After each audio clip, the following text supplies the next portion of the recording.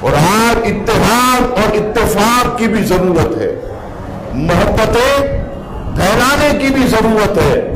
یہ بھی میں آپ سے عرض کروں، ایسا نہیں ہے کہ ہم جو ہے، عزیزان گرامی آپ جانتے ہیں کہ ہر آدمی تو مارچ میں نہیں جا سکتا، ہر آدمی مارچ میں نہیں جا سکتا، ہر تنظیم کا رہنما تو نہیں جا سکتا، لیکن اس کے اوپر غدار کا فتویٰ لگانا یہ درست نہیں ہے، یہ درست نہیں ہے۔ ہر عالم مفتی اپنی اپنی جگہ پر ہر تحریک کام کر رہی ہے، اللہ پاک سب سے کام لے رہا ہے۔ اگر کوئی آپ کے ساتھ نہیں چلتا تو غدار کا فتویٰ نہ لگائے، اس کو تنقید کا نشانہ نہ بنائے۔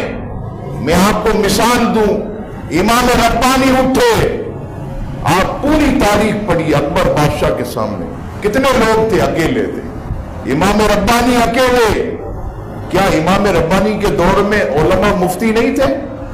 بہت تھے۔ شیخ الحدیث نہیں تھے؟ بہت تھے۔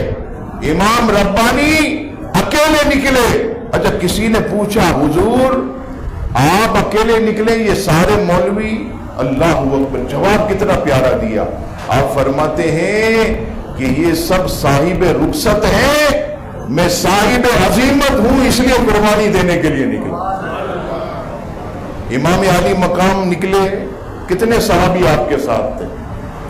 کچھ مکے میں تھے، کچھ مدینے میں۔ امام حسین نے فتویٰ لگایا کہ سب غدار ہیں، عبداللہ ابن عمر معاذ اللہ؟ نہیں، وہ جانتے تھے کہ جو کام اللہ نے جس سے لینا ہے اسی سے لے گا، لہذا اگر ہمارے حصے میں آتا ہے تو ہم اخلاص سے کریں، کسی پر فتویٰ نہ لگا۔ اس سے محبت میں فرق آتا، اس سے محبت میں فرق آتا ہے۔